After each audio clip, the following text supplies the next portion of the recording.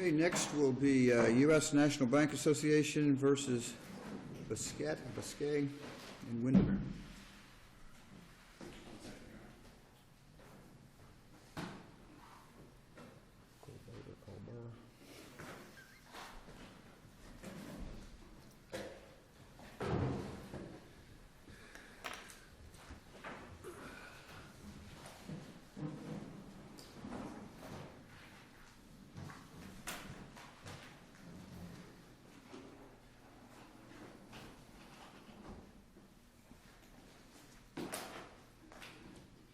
Can I grab a super quick drink for us? Is that okay?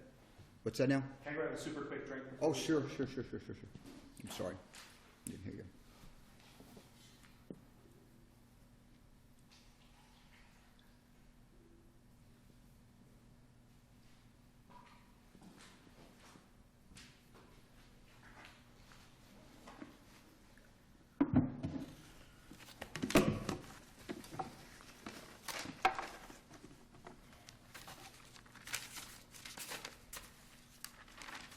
My name is Jeremy Harris. I represent the Appellate U.S. Bank. I think I'd like to request 3 minutes of my time be held back for rebuttal. Thank you. This is an appeal that arises out of a mortgage foreclosure action where the borrower obtained summary judgment based on the alleged insufficiency of the notice of intent to accelerate. The original motion for summary judgment that was filed only raised the argument that the letter wasn't sent, but before the hearing that argument morphed. There was an affidavit filed by the borrower because there was a letter filed by my client that said this letter was insufficient. There was no actual amended motion that was filed, but that's what went before the court. In my initial brief, I said this case was about 2 words, the words may and judicial. The word may because in describing the right to reinstate, the letter says you may have the right to reinstate, and the court said that didn't cut it. And the word judicial, because instead of saying judicial foreclosure proceedings, it actually said foreclosure proceedings. And the court, separate issue, said that didn't cut it. I'd like to amend that slightly. I think this case is about 3 words. It's about may, judicial, and notice. And I think that third one is probably the most important. Notice is the key standard here. This is a contractual condition precedent. This isn't something created by the law. This is something created by the mortgage. So I freely admit that this letter has to be sent, and it has to be sent according to the mortgage before a foreclosure can be filed. Paragraph 22 is the key provision of the mortgage here, and frankly that's where this provision is in most modern mortgages, but not all. Paragraph 22 says the lender has to provide certain notice, and it says 6 things that this notice has to provide.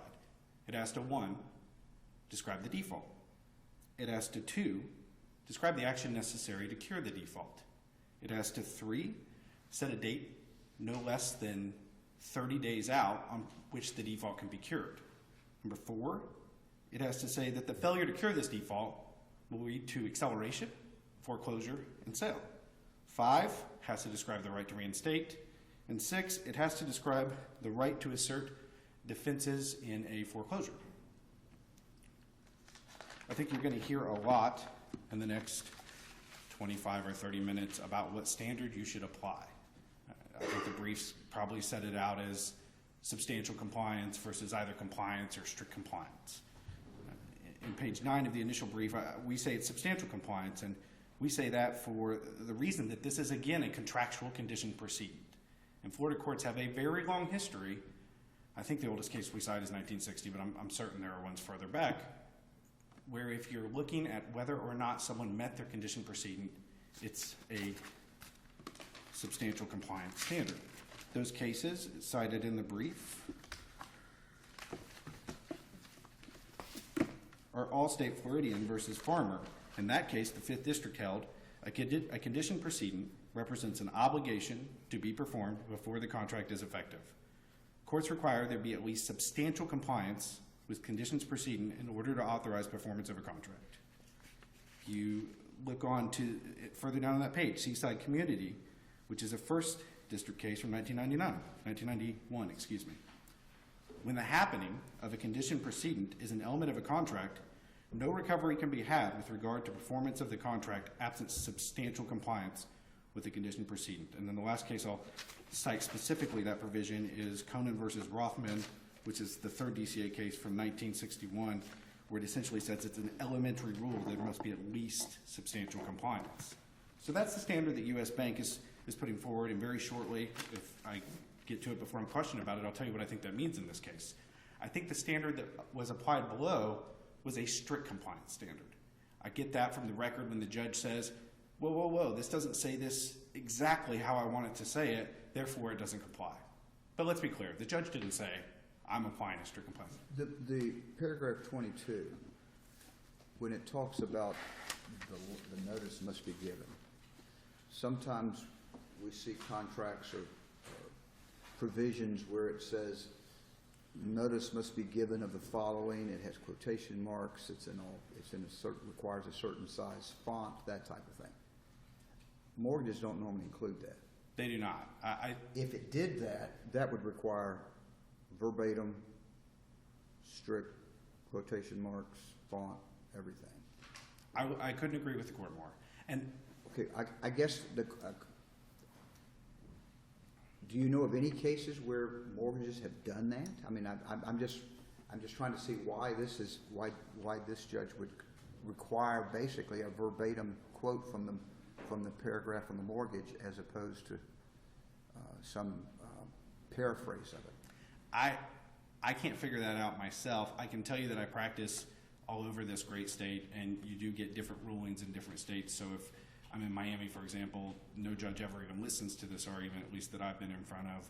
But, this judge in particular, I think opposing counsel filed a notice of authorities. Many of them were from Judge Evans. So Judge Evans obviously believes wholeheartedly that this argument is not a one-off. I think that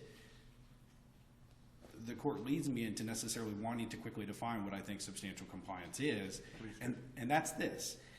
If your notice of intent to accelerate mentions what the default is and that there's a default, it mentions how to cure the default, it mentions a date not less than 30 days away, it mentions that if you don't cure the default, we're going to accelerate, we're going to foreclose, and your property is going to be sold. If it mentions the right to reinstate, and if it mentions the foreclosure defenses that you can raise them, if you check those 6 boxes, I think substantial compliance is met. And I think the only way, if those 6 boxes are checked, that substantial compliance is not met, is if the language used in the notice is just so atrocious that you actually take one of those 6 boxes away.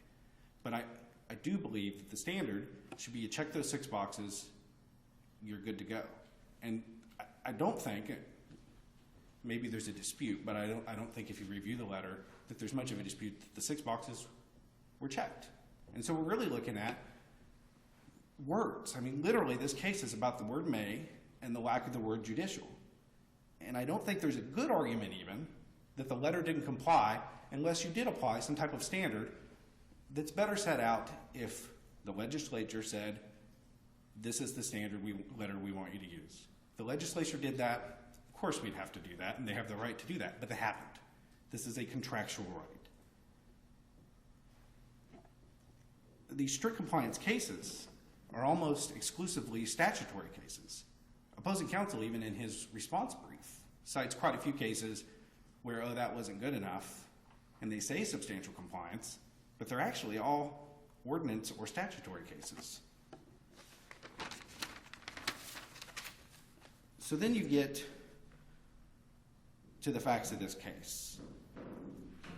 And I think the nice thing about this case is regardless of the standard you apply, whether you agree with me that it's strict compliance or substantial compliance, or whether you believe that it's strict or normal compliance, is I think I win either way. The court looked at the right to reinstate, and the actual paragraph 22 says you shall further inform them of the right to reinstate. And what the letter actually says is you may have the right to reinstate. The court stopped right there. Said it's got the word may, that's not good enough, done. But there's more to that paragraph. The paragraph says, please consult your note and mortgage. It also says, here's how we're going to determine the payments. For example, there will be attorney's fees in these reinstatement payments that if they come due between now and whenever you call to reinstate, we're going to add those in. And finally, it says in big bold letters, please call us for the exact amount. So the substantial compliance analysis there is actually really easy. It's one word, and the real question is, was the borrower put on notice that at some point could they call in and reinstate? Absolutely. The strict compliance analysis ends the same way, but it's a little more nuanced.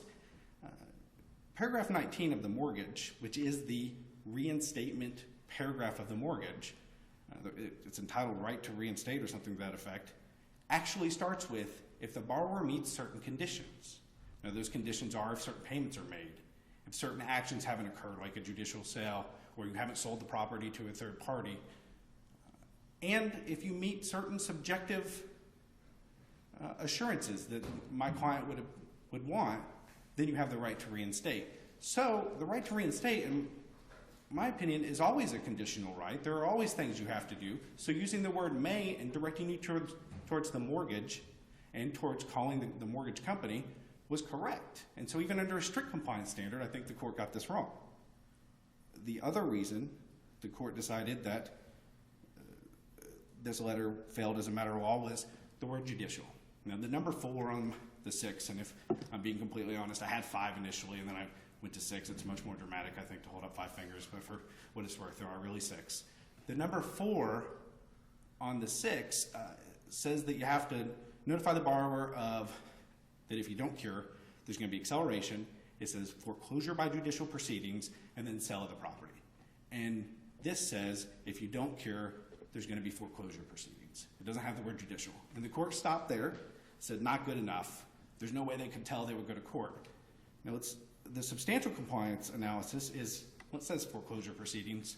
It says court 2 or 3 sentences later that they can raise their defenses in court, so that notified them they would be in court. It says that we could recover our costs and attorney's fees, so that should have put them on notice of this. And finally, Florida only has judicial foreclosures. Pretty easy argument there. The strict compliance argument is almost the same, and it really is almost, it says court. So the argument really becomes, if that's really the standard we're going to apply, then it really should just be a form letter that goes, here's a cut and paste, and everyone should send the letter. And I just don't think that the contract, which is what has this, and our right to contract, says we need to do that. I believe this is a matter of first impression to a very large degree. Opposing counsel has a 50-page brief for approximately 50 pages, and at some point essentially argues to this court, this issue has been decided. Well, I don't agree. There's a plethora of cases cited by opposing counsel. Those cases, however, are distinguishable pretty easily. There's not one case in there where the 6 boxes were checked, and the court said, but the wording you used, we didn't like that. Almost, if not every one of those cases, can be divided into 3 categories. 1, they're cases where the 30 days was blown. So the letter was sent 6 days before the foreclosure.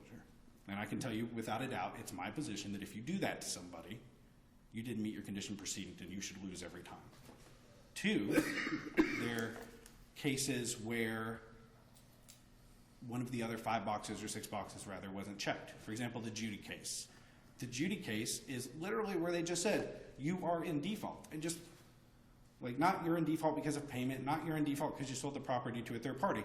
So I agree, that's a case where one of the boxes wasn't checked. All the other cases, the third category, are proof cases. They're cases where the plaintiff didn't, at the summary judgment stage, prove that the letter was sent. There is no case in all the cases cited by opposing counsel where all the boxes are checked, a court said not good enough, and an appellate court agreed. They simply don't exist. Now, opposing counsel filed a notice of authority with his brief. Opposing counsel himself or people that he knows obtained approximately 25 opinions on similar, issues. The problem is those underlying lower court decisions are as varied as the stars. And I think they're actually a really good reason for why we do need an appellate decision that says, hey, here's the standard that we're going to apply to the actual notice of default. And if you don't send it, fine. And if you leave out one of the categories, fine. But if you get all the categories and you send it when you're supposed to, you're good enough. All those cases, as far as I can tell, it's not clear if any of them are this demand letter. And probably more importantly, a vast majority of them are clearly not this demand letter. There's some demand letter that was floating around that apparently said, instead of you have a right to raise your defenses in court, I think it said something like you have a right to file a court action to raise your defenses, which is clearly how non-judicial states work. So those decisions, even for what they're worth, don't help here, and some of them expressly decline to use substantial compliance. They say that's not the standard, and some of them are completely unclear. So the lower courts below, they don't know what standard to apply right now. The cases cited in the appellate court so far, and even the second DCA, when it has talked about this, it has said just simply the word compliance. This didn't comply. And opposing counsel, I expect you to hear is, well, you've already decided that. You've already said it's compliance. The problem is you were looking in cases there where one of the 6 boxes wasn't checked. And now I'm asking you to look deeper. And if all 6 boxes are checked, what's the standard then? Can I ask what my time is at? You're at 14 and a half, so you got a couple minutes. Well, let me ask you this. Certainly. Let's just take a little hypothetical.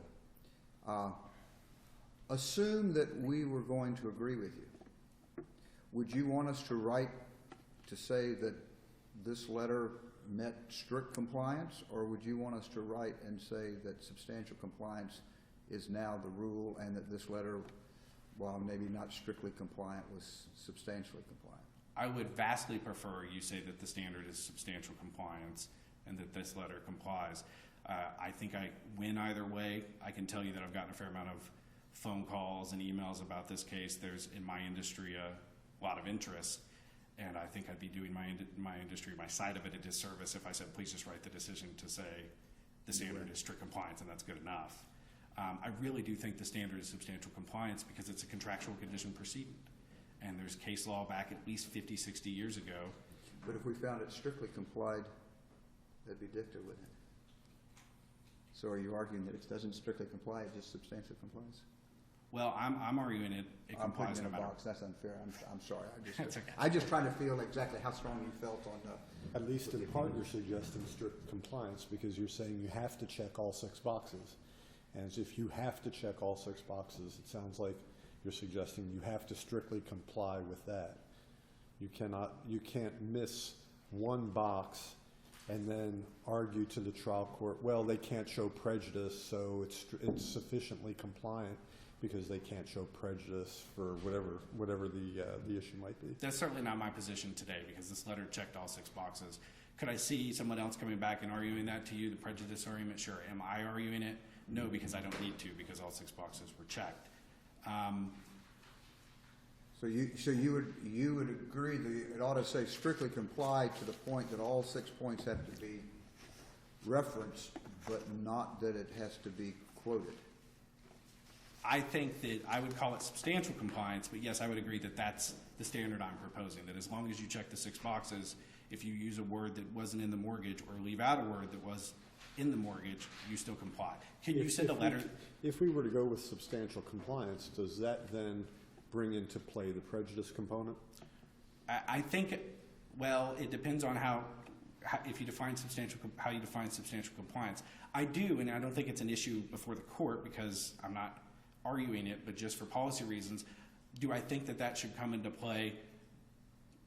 I do actually, and I think it's easy. Like if you don't tell someone what the default is, there's no argument that there's not prejudice. Well, was there any contention by the appellee that they were prejudiced by this form of notice? I don't know if he argued that below. I think it's probably in the brief. I think what he really says is don't consider that, and I'm not asking the court today to consider prejudice. But in the future, do I think that's something the court could look to? Sure, but I think it's dicta. Part of that also might impact what happens on remand if we reverse. Because would the door still be left open to argue, okay, the court has said substantial compliance, but we were prejudiced by not telling us that we have a right to reinstate as opposed to may have a right? In this case, I guess I would ask for an opinion that says you have to check the 6 boxes. They did it in this case, and the language that they used to do it wasn't so terrible that it took the notice away. And I really think the argument you're asking me about, even on remand, won't be there because the 6 boxes are checked. We're just talking about the language used. We've gone over your 17, but we went over your 17, so you still have your 3 minutes. All right. Thank you.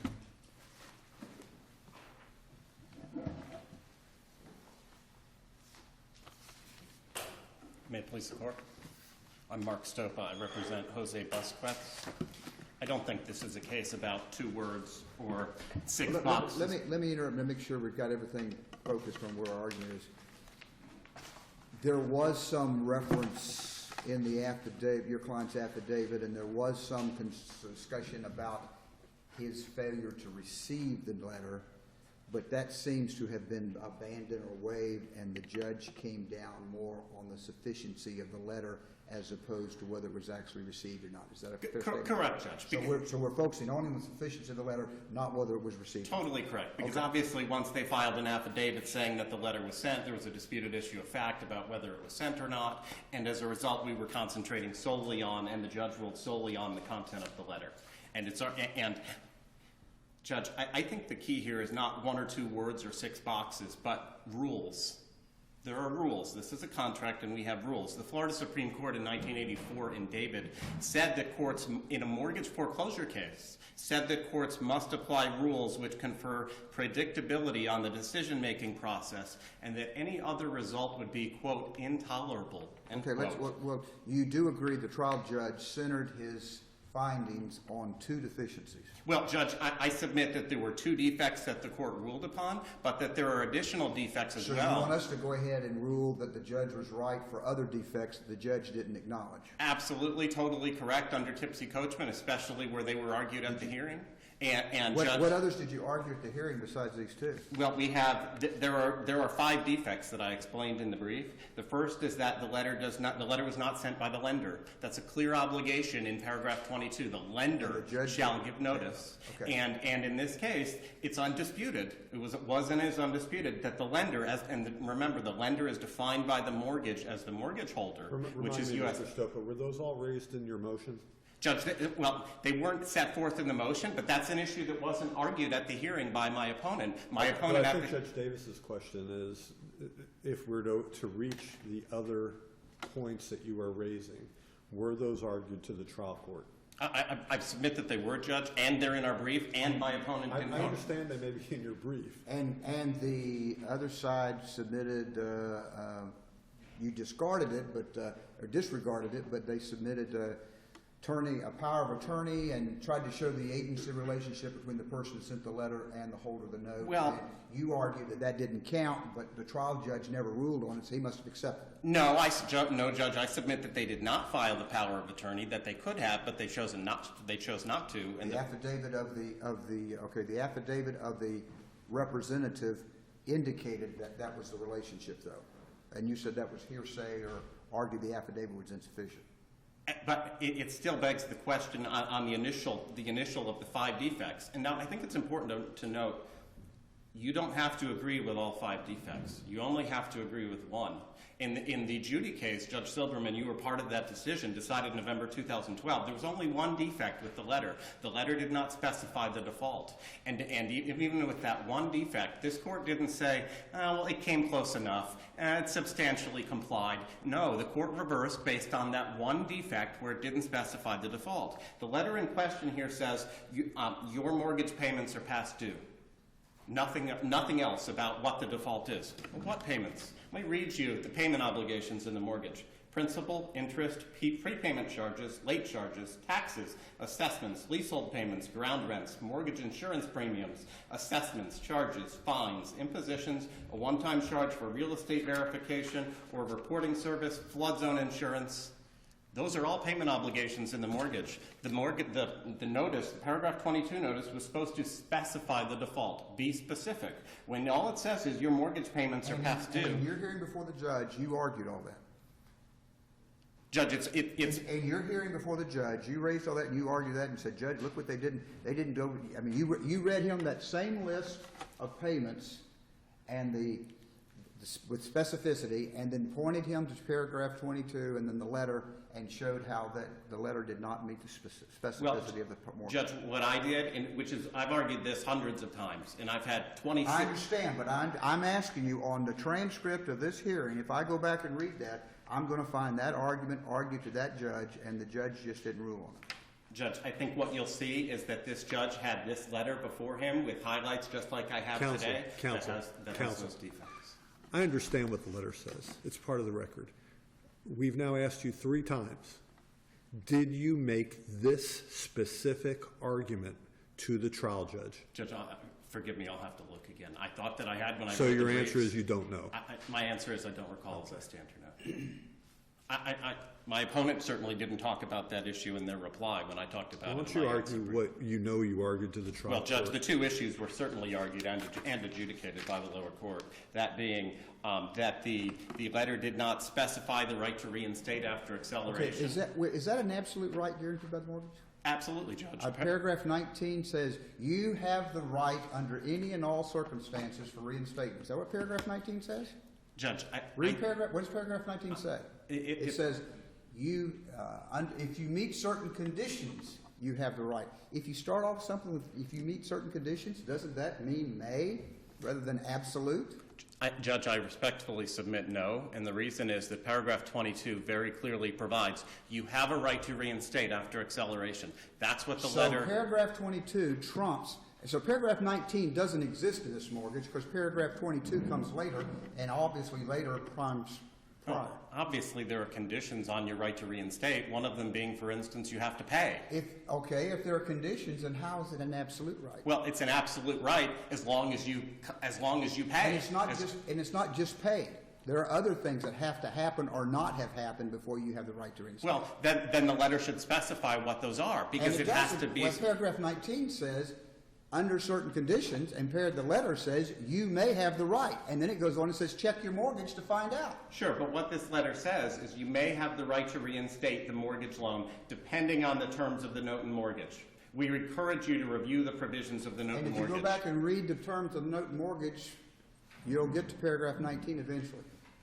But Judge, and that spells out that you may have the right to reinstate if these things haven't happened and these things do happen. But with all due respect, it's not the homeowner's obligation to go and figure out what the rights are. For instance, in the Midtown case, the court explained you're not supposed to be a detective. When there's an obligation to provide pre-suit notice, you're not supposed to have to be a detective to figure out what it is. The notice is supposed to lay it out. The notice is supposed to specify you have the right to reinstate after acceleration. And a lot of these do that. But this one does not have that language as is required. And that's why so many judges, obviously not binding upon you, but that's why so many judges have ruled that this is a defect. These are basic matters of contract interpretation. We have a paragraph 22 that's drafted by the lender. It's in bold-faced font, the only paragraph of the entire mortgage that's set forth in bold-faced font. We have the Florida Supreme Court explaining we must have predictability in the decision-making process in mortgage foreclosure cases. Anything else is intolerable. You heard my opponent admit that these decisions have been as varied as the stars. I wrote it down as he said it. As varied as the stars. Well, why do we have that? We can't have that. We're supposed to have consistent rulings. That's what this court also said in its Smiley decision. When this court said it's not up to the court to modify the express terms, the clear and unambiguous terms. That's what this court said in Konsulian about paragraph 22. Clear and unambiguous terms. You can't modify those terms. You enforce them as they're drafted. And the way that this paragraph 22 requirement is drafted, it had to inform my client, you have the right to reinstate after acceleration. Saying you may have the right to reinstate after acceleration, go look at the mortgage, says nothing. That does not inform anyone of anything. If you go home to your wife and say, we may have won the lottery, that informs your wife of nothing. If you tell someone you may have a right, go read the documents, you haven't informed them of anything. Accepting the interpretation as you were asking it to me, Judge, of this being sufficient, what that would do is that would enable the plaintiffs in these cases, the banks, to totally eliminate the obligation to inform you of your right to reinstate. They don't have to do it. Because all they have to do is say, you might have the right, you might not, go read your mortgage and figure it out for yourself. And they effectively informed you of nothing. So they should tell you, you have the right. Come on down. All you got to do is come in. You're going to have the right. That's what you're saying. Judge. It's got to say, you have the right, period. How about... So come on down. Oh, forget about what the mortgage says. Forget about the other requirements. You have the right. How about you have the right to reinstate, or you have the right to reinstate after acceleration, period. Or you have the right to reinstate after acceleration in accordance with paragraph 19. And then they go in and find out that one of these conditions that weren't supposed to happen has happened. And now they're going to say, I'm going to hold you responsible on this letter because you told me I have the right. And you didn't say anything about if I meet other conditions. You said I have the right. Now, you're contractually obligated to allow me to reinstate, even though the mortgage said something else. But what you said in the letter said, I have the right. Then, Judge, then have the letter or have the notice be worded that says you have the right to reinstate after acceleration in accordance with paragraph 19 or in accordance with the terms of your note and mortgage. If you're concerned about that, then that fixes that problem while still informing.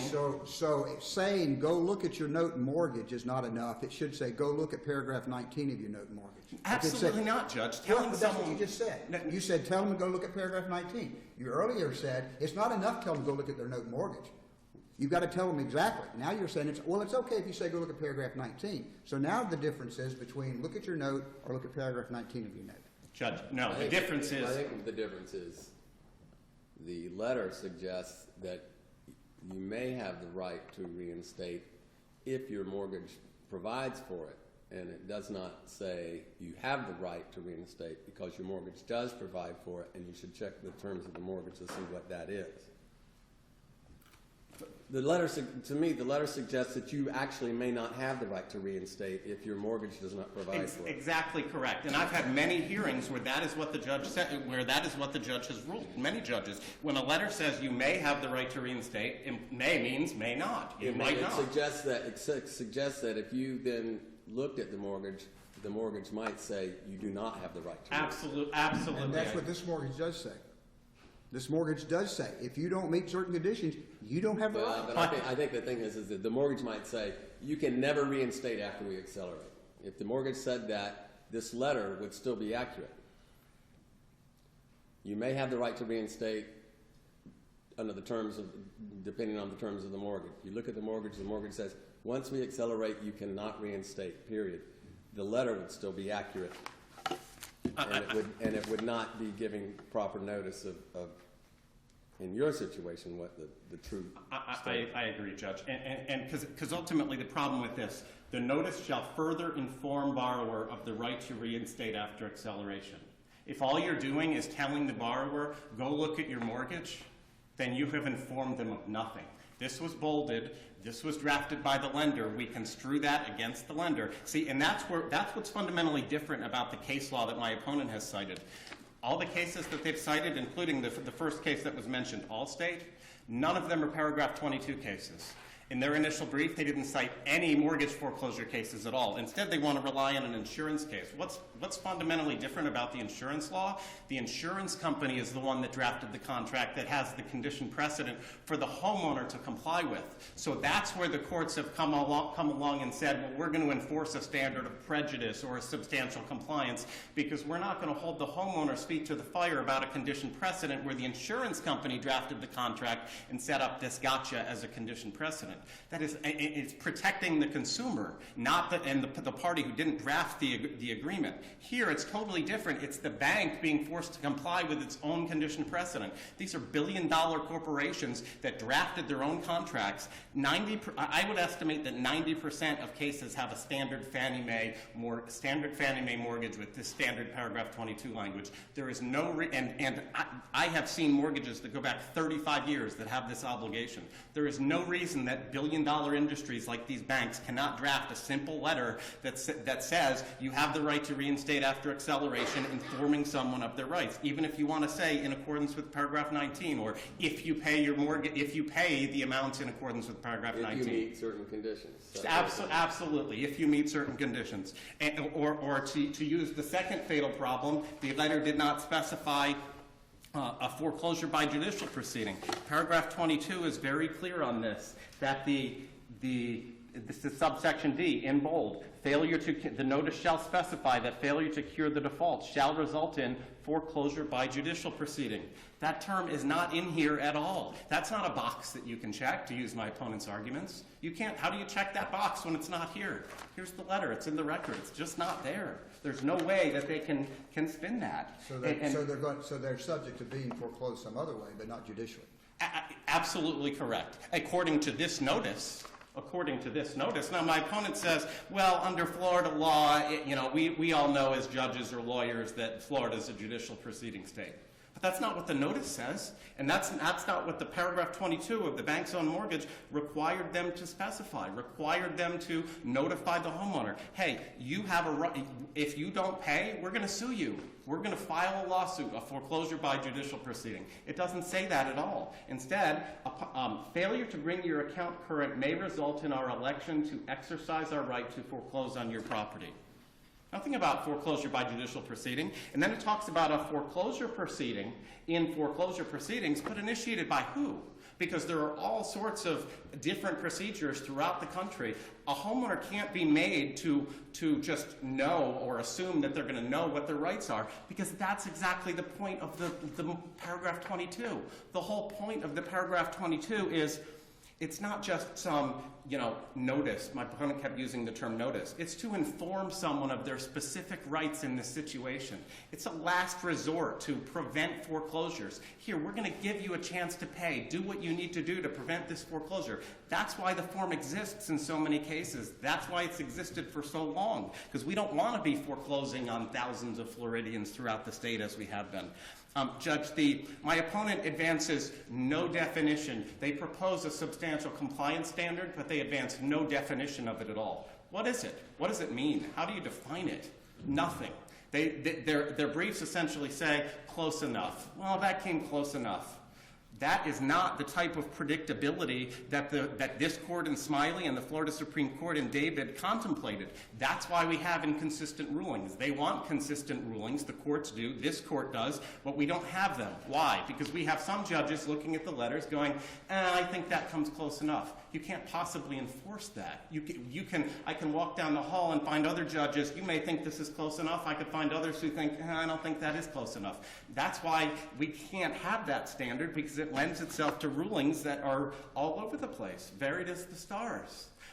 The way to have consistent rulings, as the courts have contemplated, is to look at the letter and say, does the letter say what it's supposed to say? Yes or no? That's it. It does not say foreclosure by judicial proceeding. It does not say that failure to cure the default may result in foreclosure by judicial proceeding. It's just not there. It does not inform the defendant of the right to reinstate after acceleration at all. It's just not there. And so, Judge, there is no way to check those boxes. So you have at least two boxes that are unchecked. And to employ the same analysis, Judge Silverman, that you did in Judy, when you have even one box that's unchecked, you can't, the plaintiff can't win. But now, I want to address the procedural issue here briefly. The fact that this was a summary judgment is totally irrelevant. There's nothing about the procedural posture here that the plaintiff argues is inappropriate. This is the letter that they said they sent. The content of this letter will not change at trial. This is why I have hundreds of favorable rulings on this issue that I've provided you some of. The content of this won't change at trial. We can't have testimony that interprets this letter, because that would be extrinsic evidence on a contract that has clear and unambiguous terms. And remember, it was in Konsulian that this court said paragraph 22 has clear and unambiguous terms, and it's basic contract law that you don't vary those clear and unambiguous terms with extrinsic evidence. So a trial wasn't necessary. They don't complain about the procedural issue. When it's undisputed that the letter doesn't say what it's supposed to, they didn't comply with the conditions precedent. This wasn't a typical summary judgment in that it was an adjudication on the merits, or certainly not a free house. But when you don't comply with the condition precedent, the remedy is to dismiss without prejudice. I submit that was appropriately done here, and that there has been no error shown in that procedural issue at all. Now, Judge Davis, you ruled in the Laurencio decision that the Deutsche Bank's letter did not comply with paragraph 22. You joined in that decision. Did not comply. Judge Silverman, you ruled in Judy. Very clearly, the letter did not specify the default. And Judge Northcutt, you ruled in... I knew you were going to get to me. in Saran, at 93 Southern 3rd 456, that the paragraph 22 letter did not comply. All of you have made rulings that agree with what I have argued here today, that the standard is compliance, not substantial compliance. Now, even if you disagree with all of that and think, you know what, he's just wrong, it's substantial compliance, it still begs the question of what does substantial compliance mean? What is the difference between substantial compliance and compliance? Have you heard my opponent, who's the one asking you to employ substantial compliance, explain the difference? No. I did in my briefs, and what I showed is that it's the same thing. in Phoenix, in School Board versus Fasano, the 4th District said they're the same thing. You need to wrap it up here to 20 minutes. Thank you, Judge. The Olivier case out of the Florida Supreme Court, if you think substantial compliance is the standard, that letter had one defect. It did not specify the address of the accident. There was a letter that was sent. It didn't specify the address of the accident, and that one defect gave rise to summary judgment on a pre-suit notice letter, just like we have here. Summary judgment affirmed by the Florida Supreme Court, even under substantial compliance. My opponent has no cases that they can show you where a letter did not contain the information that was required and still satisfied compliance or substantial compliance with the required conditions precedent. So, following the one defect cases of Judy and Olivier and the rules and predictability analysis, anything else would be intolerable. We need consistent rulings. I submit that the lower court's ruling should be affirmed. Thank you. Thank you.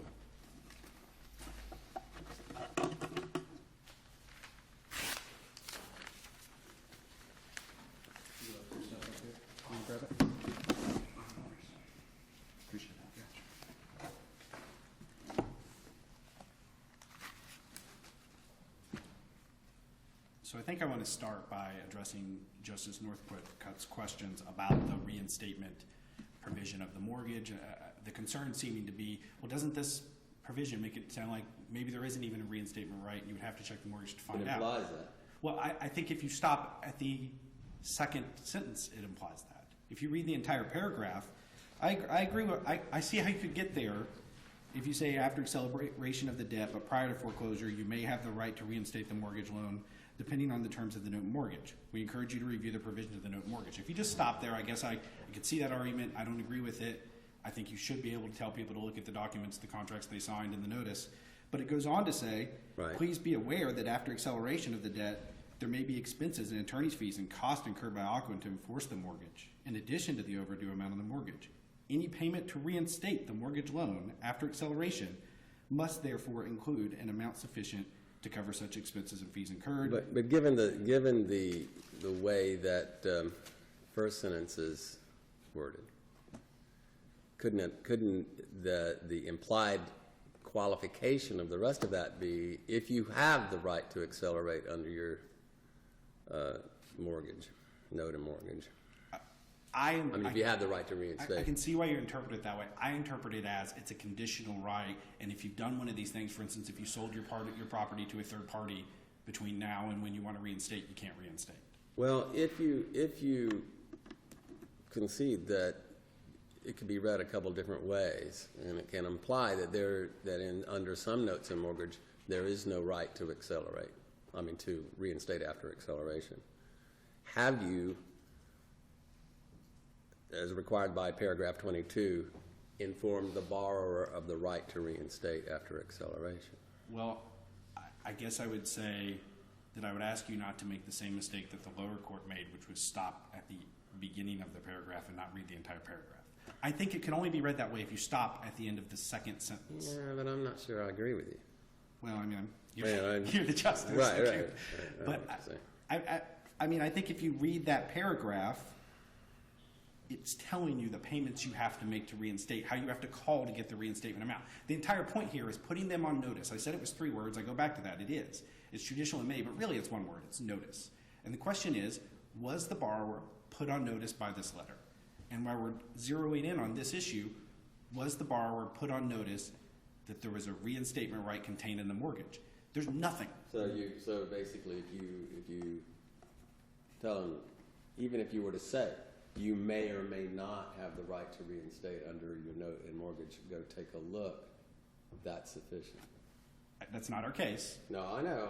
We're beyond hypotheticals. But I think the point... I mean, because I'm telling you, that's what the implication of your language could be.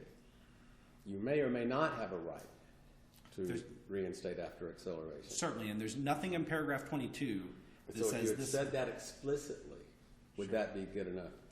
If you said you may or may not. You may or may not. Your note and mortgage may or may not give you the ability to reinstate after acceleration. I think that's a much tougher case. I don't think that's our case. I think that's a much tougher case on this argument. But if someone could read this language and infer that meaning, aren't you still on your tougher case?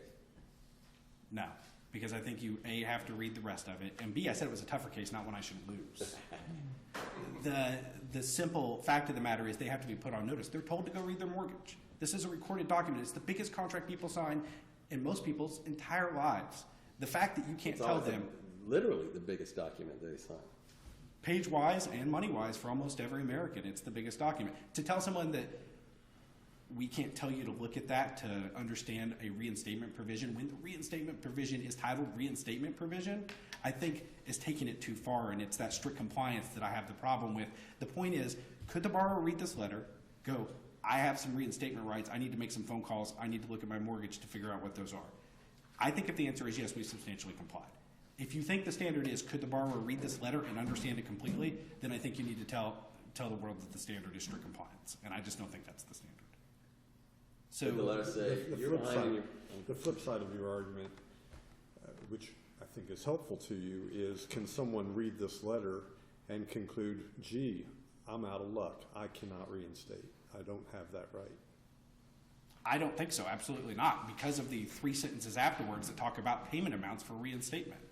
Now, there are conditions on it, which is what the may means, but it literally says, there may be additional amounts we add to your reinstatement payment. But I think Judge Silverman is helping you even more by suggesting that if the sentence says if the sentence were to say your note and mortgage may or may not give you the right to reinstate after acceleration, that in itself would lead an average person to go take a look. It should, and I take the help anytime I can get it. Yeah.